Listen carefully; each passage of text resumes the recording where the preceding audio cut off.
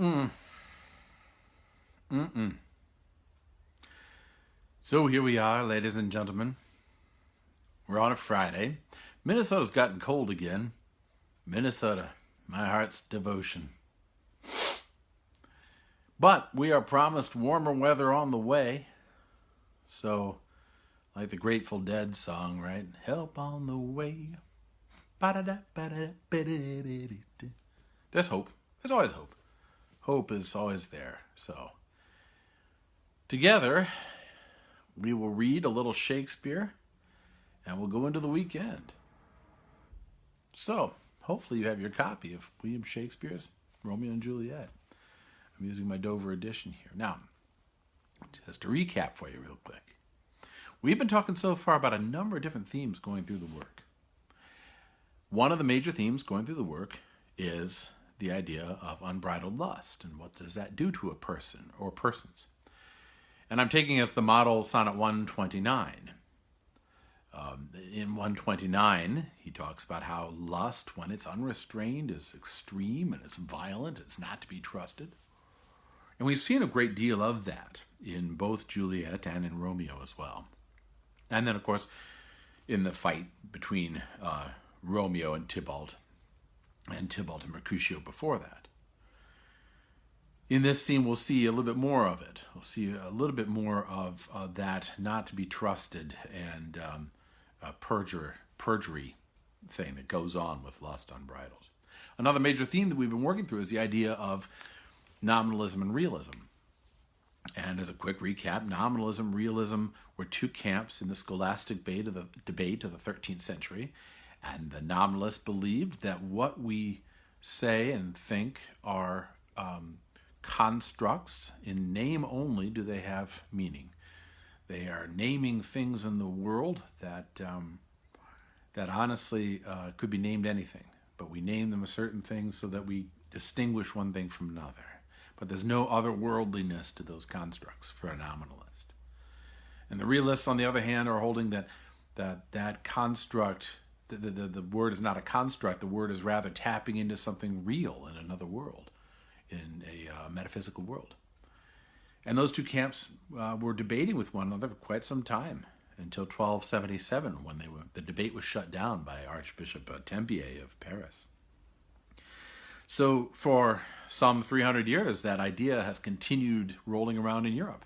And I think it's rolled around to the time of Shakespeare. So Shakespeare is actually bringing that up in his plays. We're also dealing with the idea of the Renaissance and what the Renaissance constituted for Shakespeare's time. That the Renaissance was itself a response to what had happened in history. And it was a revivification of human achievement and human life and human glory. But Shakespeare's writing at the tail end of it. And so he's writing on the downward slope of the Renaissance. You know, the Renaissance kind of reaches a high mark, and most historians point to the sacking of Rome by the Holy Roman Emperor's army, because he had hired an army that was mostly mercenaries. And I think my dates are notoriously going to be wrong, but I want to say 1545 is what we're talking about for that sacking of Rome. I'll have to check and find out. But the sacking of Rome kind of constitutes that peak of the Renaissance where it begins on a downward slope after that. And by the time it gets to old Billy Shakespeare, he's writing on this sort of jaded, rather darker vision of what human achievement really yielded. Whereas before it was like human achievement gives great abundance and all these possibilities are there. By the end of it, it was like human achievement results in the sacking of Rome and continued warfare and this creation of an illusion through perspective. Maybe it's not all that great that it's cut out to be. We're also dealing with Shakespeare's knowledge of history in England and in Europe, that they had suffered famine and they had suffered warfare and they'd suffered the shifting of the religion to France and then back at the end of the 1300s. And Shakespeare himself had endured the plague in England. You know, for those of us who are going through this period of time now here in our own country and throughout the world, we have to keep in mind that this is not the first time this has happened. This has happened numerous times to our race, to the human race, that plague has devastated us and that we have gone into self-isolation. Shakespeare himself wrote in the late 1500s, he wrote during a time period when the plague, the Black Plague, the bubonic plague, was again raging through England, and people were cloistered in their homes in terror. You know, they would shut up these whole towns in Europe. They'd shut them up. Nobody would go in and out, and they just waited out. They just wait for the people to die who were going to die. And those that lived, they lived. And those that died, they died. And that's just the way it was. So our period in history is in many ways different from previous periods. And we have a great deal more luxuries and a great deal more privileges. But in many ways, we still suffer and endure the same things that every human has suffered and endured, and aspire to the same things that every human has aspired to before us. So in some ways we take heart, because this is it's no different in some respects from what people have gone through before. So put it into perspective. And of course, on some sites I am constantly reminded by the meme that Shakespeare is there writing these great plays while he is sequestered away from the plague, you know, and it gives great encouragement, and also not so much because I'm not writing Othello, I'm not writing Macbeth while I'm sequestered. I'm just trying to get by, as I'm sure you are too. One way or the other, Shakespeare is writing and incorporating those historical events and those other movements of thought into his great work here of Romeo and Juliet. And we talked last time about how Romeo had become unmanned by Juliet, and how he had lost his manly power, his thaumatic ability there. Basically, thank you, Christopher, 1527, sack of Rome, 1527, thank you. He had lost his ability as a man to be able to respond to the evils that were threatening him, particularly the threat of Tybalt, who, as we said before, Tybalt represents a character, no doubt, that was a demonic character, Byleth, who was considered to be the king or prince of cats. And Mercutio, who was Mercury, who was Hermes, the guide for souls and the guide for pilgrims. He calls him out, you you prince of cats, you rat catcher, and then fights with him. And whether he would have defeated Tybalt or not, we don't know, because Romeo steps in and tries to be the good peacenik and stop everything, and Mercutio gets gouged in the midst of it. So his very attempt to stop the fracas ends up getting his best friend killed. Now, in this scene, we're going to see Juliet and her response to all this unpleasantness. And what kind of character can we draw about Juliet given her response to this? So hopefully you have yourself a little bit of liquefaction, and hopefully you have your Shakespeare, and you can read along with me as we read here in William Shakespeare's Romeo and Juliet. We are on Act 3. Act 3, Scene 2. This is Capulet's orchard. So Shakespeare had to bow to the needs of a stage, and he only had a few set pieces that he was probably going to use. But it is ironic, don't you think, that here we go back to Capulet's orchard, which is the same place where we had that love scene, alleged love scene, back in 2. So we open with Juliet giving, I think, one of the greatest female character reflections on love and desire and lust that Shakespeare ever wrote. And it is quite beautiful in some ways. And in other ways, it does seem to recall, to some degree, Lady Macbeth's great speech, which we'll go back over once we're finished reading. Let's read together. Act 3, Scene 2, Capulet's orchard. Enter Juliet. Gallop apace, you fiery-footed steeds, towards Phoebus' lodging. Such a wagoner as Phaethon would whip you to the west, and bring in cloudy night immediately. Spread thy close curtain, love performing night, that runaway's eyes may wink, and Romeo leap to these arms, untalked of and unseen. Lovers can see, to do their amorous rites by their own beauties, or, if love be blind, it best agrees with night. Come, civil night, thou sober-suited matron all in black, and learn me how to lose a winning match, played for a pair of stainless maidenhoods. Hood my unmanned blood, bating in my cheeks, with thy black mantle, till strange love grown bold think true love acted simple modesty. Come, night, come, Romeo, come thou day in night, for thou wilt lie upon the wings of night whiter than new snow on a raven's back. Come, gentle night, come, loving black-browed night, give me my Romeo, and when he shall die, take him and cut him out in little stars, and he will make the face of heaven so fine that all the world will be in love with night, and pay no worship to the garish sun. Oh, I have bought the mansion of love, but not possessed it, and though I am sold, not yet enjoined. So tedious is this day, as is the night before some festival to an impatient child, that hath new robes and may not wear them. Oh, here comes my nurse, and she brings news, and every tongue that speaks but Romeo's name speaks heavenly eloquence. Enter the nurse with cords. Now, nurse, what news?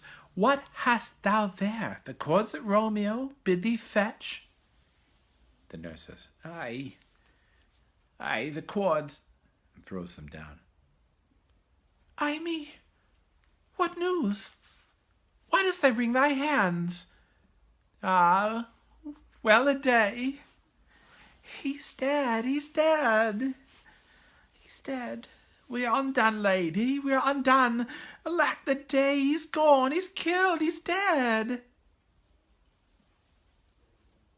Can heaven be so envious? Romeo can, though heaven cannot. Oh, Romeo, whoever would have thought it? Romeo. What devil art thou, that dost torment me thus? This torture should be roared in dismal hell. Hath Romeo slain himself? Say thou but I, and that bare foul eye shall poison more than the death-darting eye of cockatrice. I am not I, if there be such an eye, or those eyes shut that make the answer I. If he be slain, say I, or if not, no. Brief sounds determine of my weal or woe. I saw the wound, I saw it with mine own eyes. God save the mark. Here on his manly breast, a piteous course, a bloody piteous course, pale as ashes, all bedaubed in blood, all in gore and blood. I swooned at the sight. Oh, break my heart. My poor bankrupt, break at once. To prison eyes ne'er look on liberty. Vile earth, to earth resign. End motion here, and thou and Romeo press one heavy bier. Oh, Tybalt, the best friend I had. Oh, courteous Tybalt, honest gentleman, that ever I should live to see thee dead. What storm is this that blows so contrary? Is Romeo slaughtered, and is Tybalt dead? My dear loved cousin, and my dearer lord, the dreadful trumpet sound the general doom. For who is living, if those two are gone? Tybalt is gone, and Romeo banished. Romeo, that killed him, is banished. Oh, God. Did Romeo's hand shed Tybalt's blood? It did, alas the day it did. Oh, serpent-hearted with a flowering face, did ever dragon keep so fair a cave? Beautiful tyrant, fiend angelical, dove-feathered raven, wolfish, ravening lamb, despised substance of divinest show, just opposite to what thou justly seemst. Oh, damned saint, an honourable villain! Oh, nature, what hast thou to do in hell, when thou didst bower the spirit of a fiend in mortal paradise of such sweet flesh? Was ever book containing such vile matter so fairly bound? Who that deceit should dwell in such a gorgeous palace? There's no trust, no faith, no honesty in men, all perjured, all forsworn, all naught, all dissemblers. Ah, where's my man? Give me some aqua vitae. These griefs, these woes, these sorrows make me old. Shame come to Romeo! Blistered be thy tongue for such a wish! He was not born to shame. Upon his brow shame is ashamed to sit. For 'tis our throne where honour may be crowned, sole monarch of the universal earth. Oh, what a beast was I to chide at him! Will you speak well of him that killed your cousin? Shall I speak ill of him that is my husband? Oh, poor my lord, what tongue shall smooth thy name when I, thy 3 hours' wife, have mangled it? Wherefore, villain, didst thou kill my cousin? That villain cousin would have slain my husband. Back, foolish tears, back to your native spring. Your tributary drops belong to woe, which your mistaking offer up to joy. My husband lives, that Tybalt would have slain, and Tybalt's dead, that would have slain my husband. All this is comfort, wherefore weep I then? Some word there was worser than Tybalt's death, that murdered me. I would forget it fain, but oh, it presses to my memory, like damned guilty deeds to sinners' minds. Tybalt is dead, and Romeo banished. That banished, that one word banished, hath slain 10,000 Tybalts. Tybalt's death was woe enough, and it ended there. Oh, if sour woe delights in fellowship, and needly will be ranked with other griefs, why follow not, when she said Tybalt's dead, thy father, or thy mother, nay, or both, which modern lamentation might have moved? But with a rearward following Tybalt's death, Romeo is banished.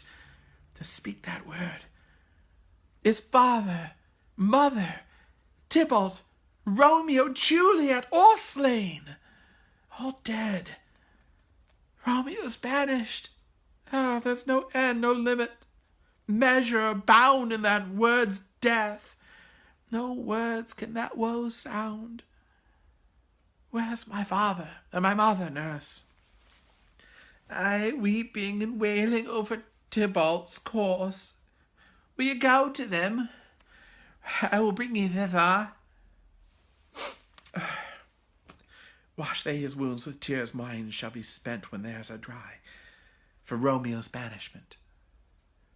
Take up those cords, those poor ropes, you are beguiled, both you and I, for Romeo is exiled. He made you for a highway to my bed, but I, a maid, the maiden widowed. Come, cords, come. Nurse, I'll to my wedding bed, and death, not ransom, take my maiden head. I to your chamber, I'll find Romeo, to comfort you. I wot well where he is. Hark ye, your Romeo will be here at night. I'll to him. He is hid at Launce's cell. Oh, find him. Give him this ring, my true knight, and bid him come to take his last farewell. Exeunt. Well, what do you make of that? That's quite the scene. It's a really powerful scene. You know, it's ironic to me that it begins with Juliet calling out to night, come, bring me Romeo, shame covering night, cover up our bed. And it's kind of beautiful in a way. But if it's like the speech that's said in Macbeth, it takes on a slightly different tone. Lady Macbeth says, "Come, night, come ye spirits that attend on mortal thoughts and unsex me here and fill me from the top to the toe with direst cruelty." Right? This is right before Lady Macbeth murders Duncan, or Macbeth murders Duncan, and Lady Macbeth as an accomplice. But she says this incantation for night to come to her and the spirits to come to her. And I don't know whether or not Shakespeare would have taken such an incantation lightly. I really think that Shakespeare saw such an incantation, even on stage, even in stagecraft, as something rather dangerous, rather dour. Looks like my battery is low. Let me see if I can fix that. Give me a sec. Technical difficulties again.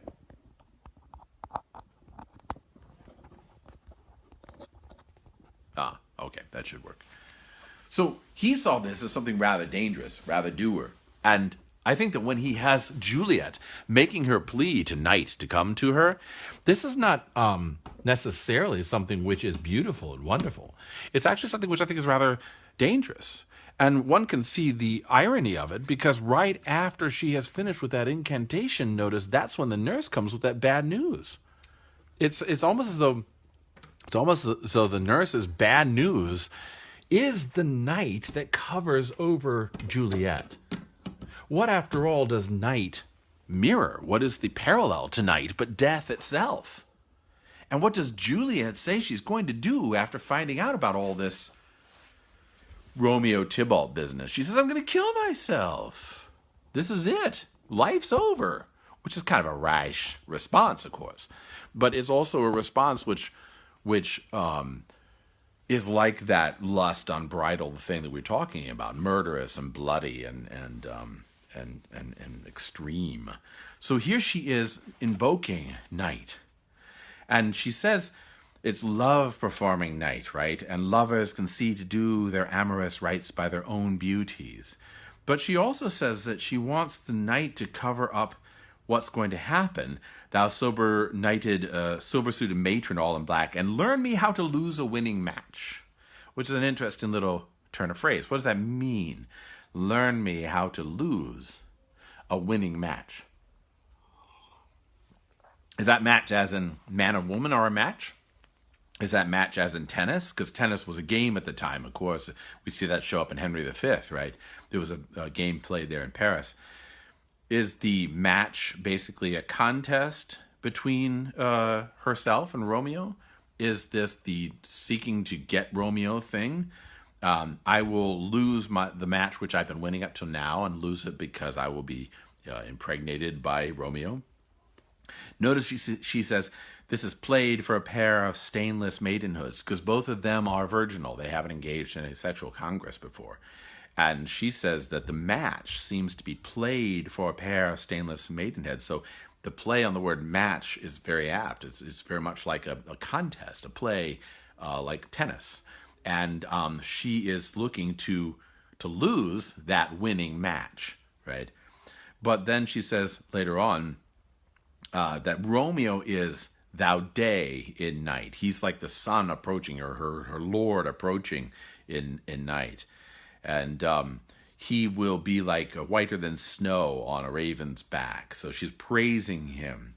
And then she has this very odd phrase. I find this really strange. I don't know about you, but she says, "When he shall die, take him and cut him out in little stars, and he will make the face of heaven so fine." It's kind of like almost like a child in one way, being like, when I die, when you all die, let's all go to heaven together. Well, it kind of loses the effect of knowing what death is really about. Like a child doesn't understand that you have to die first, and that's not a nice thing. But for Juliet, it's almost like she may have a certain naivete about death, but it's also that she's considering when Romeo dies as though that's That's the end goal. That's the end game. That's the losing the winning match, right? That's a little macabre, a little sobering. And then she talks about how he is brighter than the sun, and all the world will be in love with night because Romeo will be up there in the stars and pay no attention to the garish day. Which, again, you could say, oh, that's beautiful. It's a beautiful reflection, very romantic. But again, the symbolism is off. And this is all throughout the play. We have this troping of symbolism. Troping is where you take an idea and you turn it on its head or turn it around. We have all this troping of symbolism where what is the expected symbol is turned on its head. And the expected symbol is that we live for the day. Life, sun, rational thought, masculinity, the day, they all kind of go together.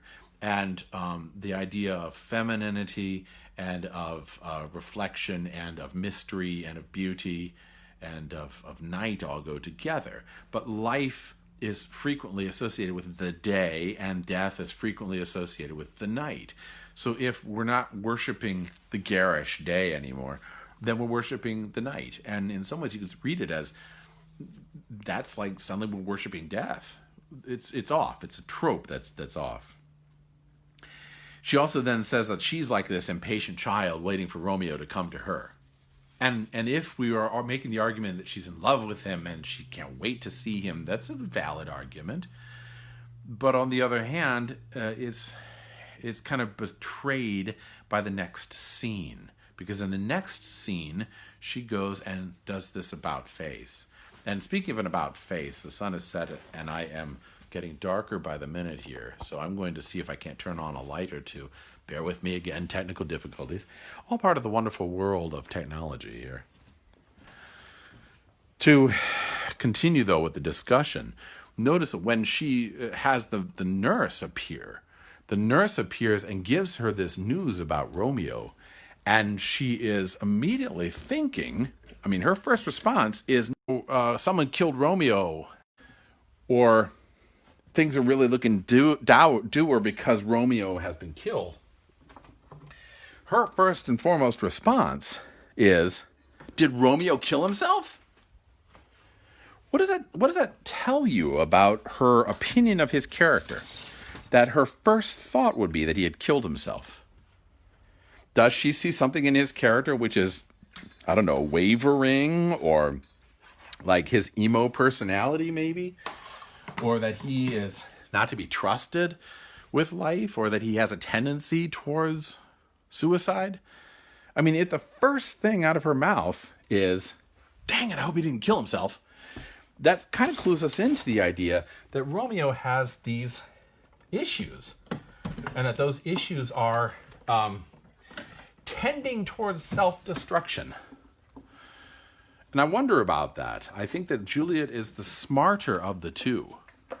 I think she is smarter than Romeo. Much more clever, much more in tune with human craftiness and thought than Romeo is. So as deep as Romeo seems to be as a character, and as much as he seems to be the one who should be more in touch with things, she's a far more intelligent character, far more intuitive, far more in touch with the reality of life, so to speak. So here she is, sizing up Romeo's character and saying he's a guy who would kill himself in a bad situation.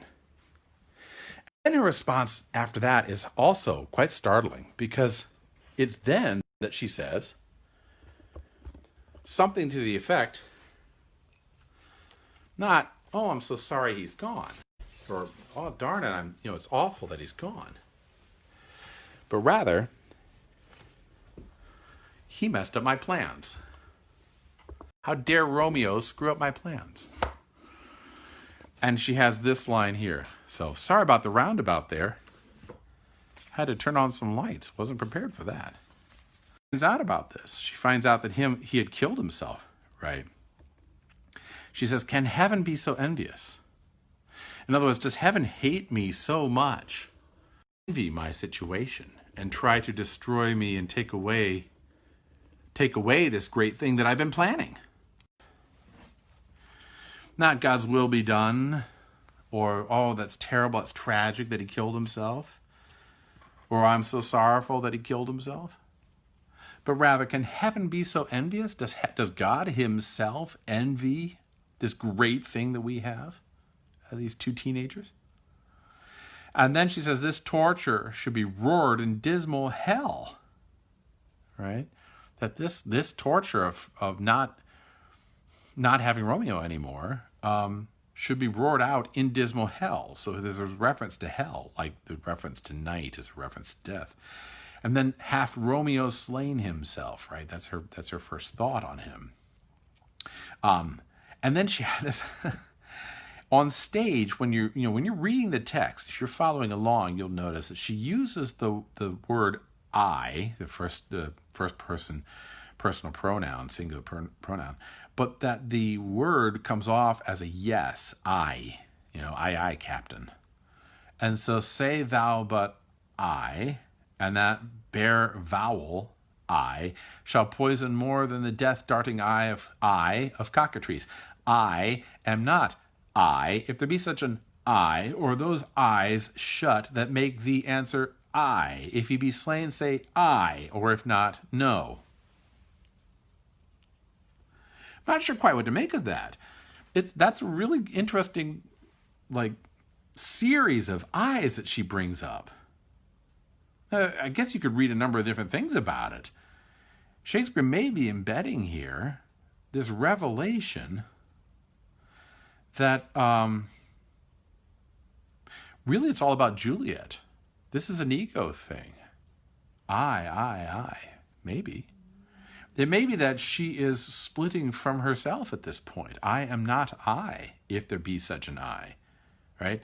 I am no longer myself if you say yes and Romeo killed himself.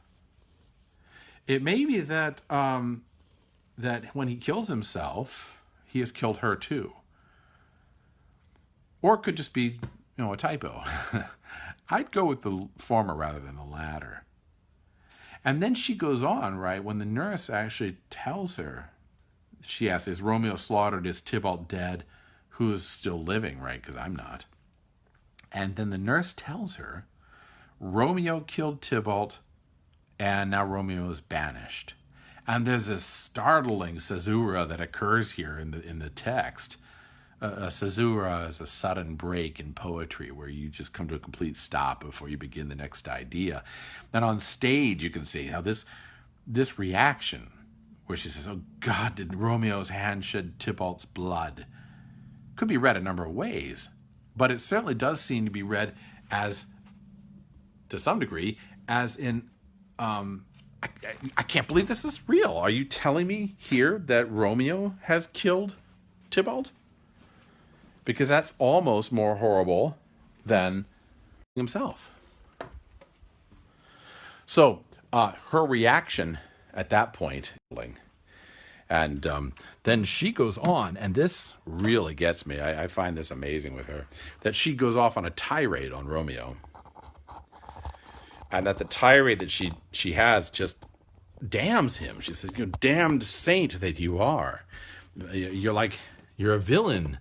You looked beautiful, but here you are destroying me and destroying all my plans and destroying my life and etc. So how dare you do all these things?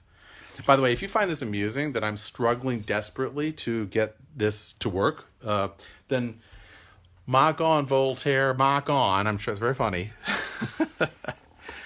Well, such is life. And here you have technical difficulties. All right, back to Juliet's technical difficulties.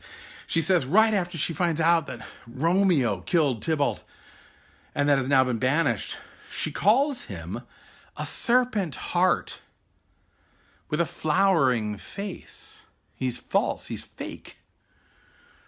He's a dragon with a fair cave. He's a beautiful tyrant and a fiend angelical. A fiend. That's a demon. She's calling Romeo a demon and a fiend and a dragon. He's a dove-feathered raven. Whereas before she was saying that he was the snow on a raven's back, white on the black. Now he is the raven itself. She says he's a wolvish, ravening lamb. right? Who looks like a lamb but is really a wolf. He's a despised substance of divinest show.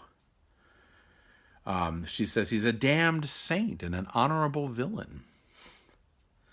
And then, O nature, what hast thou to do in hell when thou didst bower the spirit of a fiend in mortal paradise of such sweet flesh? Romeo deceived me. He was supposed to be this beautiful, perfect answer to all my prayers, and now he's a fiend, and here he's killed Tybalt, he's been banished, and everything's gone just to hell in a handbasket. That's extreme, by the way. If I'm not getting this across to you, that's an extreme response. She's not calm.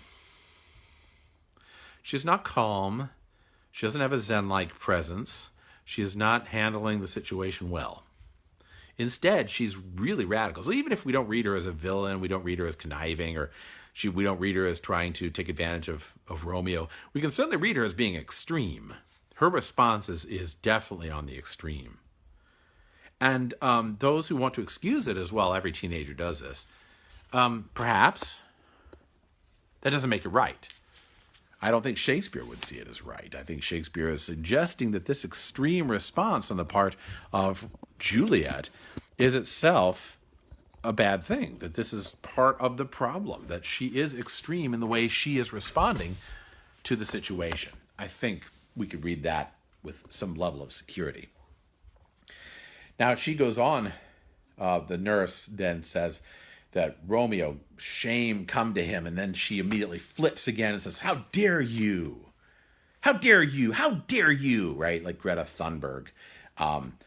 She immediately turns on the nurse and tells the nurse, right, that you are wrong to pour any kind of shame on Romeo, even though she just did it. She just was doing the very same thing, which, again, it's a little odd.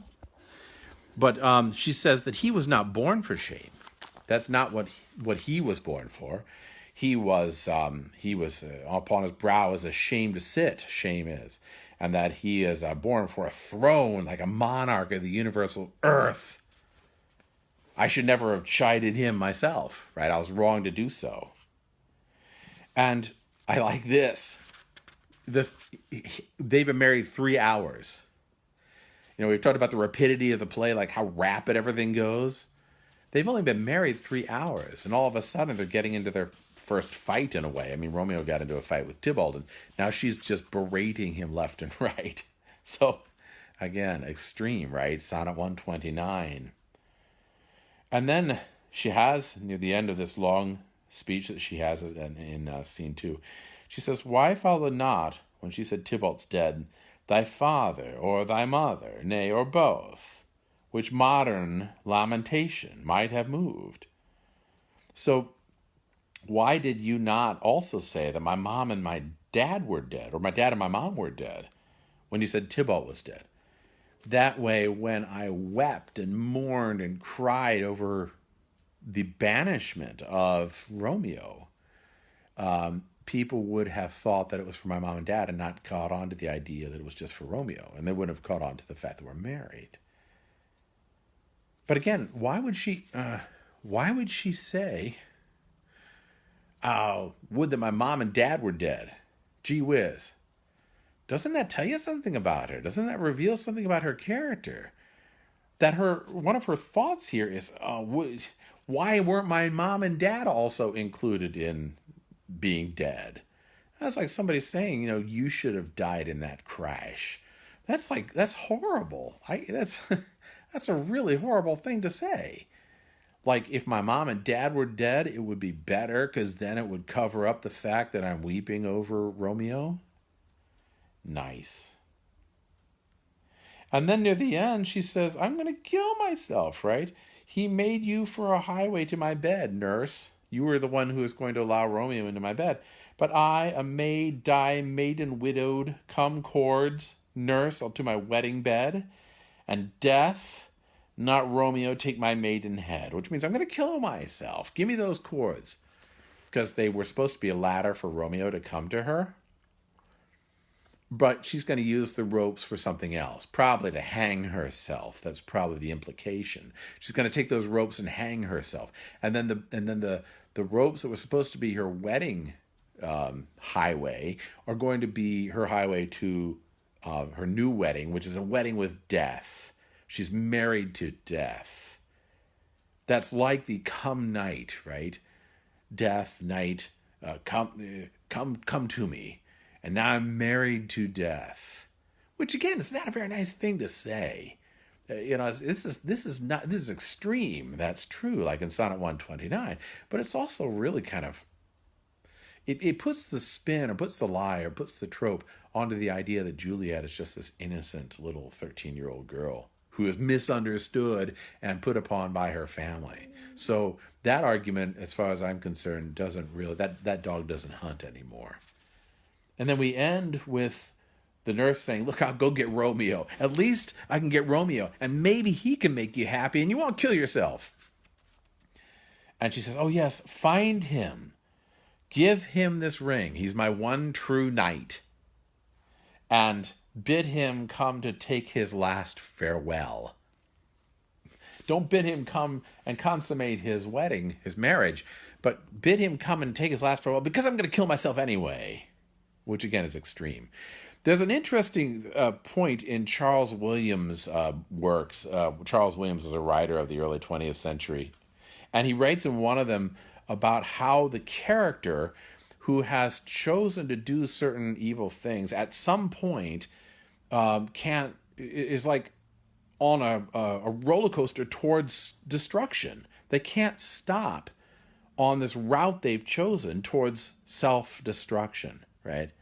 Almost like because of certain actions, they can't turn back or think they can't turn back. And Williams, who is a Christian, is reflecting in that character on the difference in vision that a person who really believes in providence versus a person who doesn't believe, that difference in vision. If one doesn't believe in a providential system, a providential God, a providential world, then your acts are irrevocable. You do certain things and you can't turn back from the course that you're on. If you've chosen to do X, Y, Z act, then there's no forgiveness. There's no salvation. You might as well go all the way, as Fulton Sheen says, right, with his great discussion of the demonic. You might as well go all the way. You've done enough now. Well, that's kind of like where Juliet is, I think, mentally. If there's a vision of providential life, then even the worst action that you do has a potential for forgiveness. You still can turn back from the worst possible route, which is self-destruction and personal damnation. In a providential vision, that's possible because there's nothing that is unforgivable except for the sin against the Holy Spirit, which, by the way, means the sin against the Holy Spirit means I'm so far gone, God cannot save me. It's impossible for him to save me. And because God will not violate the freedom of each individual, it's impossible to save someone who says, I'm irredeemable. So that's the sin against the Holy Spirit. But everything else is forgivable. There are certainly the temporal effects of whatever sin we do, but you don't have to keep hurtling down this route, this dark road towards the cliff. But Juliet seems as though that's exactly what she's doing. Why? Because one, I did this precipitous marriage thing. Two, Romeo has killed my kinsman and has been banished, and now I can't use that against my parents. And if they find out about my marriage, I'm ruined, and I have to live with my parents and under their thumb now. And now I've done certain actions that just the only thing left to me is to take my own life, right? Is to cash in my chips. There's this vision with Juliet that she's irredeemable. And again, if we're thinking of her as this innocent 13-year-old girl, I mean, I don't see that at all in this character. Now, is that mentality prevalent among a number of young people? Tragically so, that they are irrevocable, that they can't turn back from this route. But it doesn't make it right just because it is prevalent. I think Shakespeare's tapping into a mentality or a psychology of the teenage mind, but he's also saying that's not a good thing that she is hurtling towards this dark cliff. In fact, it's a tragic thing, and that's the whole point of the play. It's a tragedy. It's not a romance. And it's a tragedy because of certain decisions they make prior to the death of Tybalt and Mercutio. It's tragic because they are already hurtling away from a providential worldview, and they're hurtling towards a worldview that has no forgiveness available. And that's why, from this point on, really, from the death of Mercutio and Tybalt, from this point on, the tragedy plays out in an anticipated way, right? Which is the nature of tragedy. Tragedy inevitably plays out to an anticipated end. Aristotle says this in his great work on tragedy, that we all know where it's going to go, and it can't go any way but that. And that seems to be where we are hurtling in this unfortunate tragedy of Romeo and Juliet. That's kind of a downer for a Friday. I hope you're able to pick yourself up from William Shakespeare and go on and have a good weekend after this. Hopefully you will. It should be a warm and sunny weekend for us anyway here in Minnesota. And I'm going to conclude, and we're going to have a little bit of fish for Friday. So for all of you who have joined me, thank you so much. I really appreciate your being here. And we'll meet again on Monday. Until then, stay healthy, stay safe. God bless you all. Take care.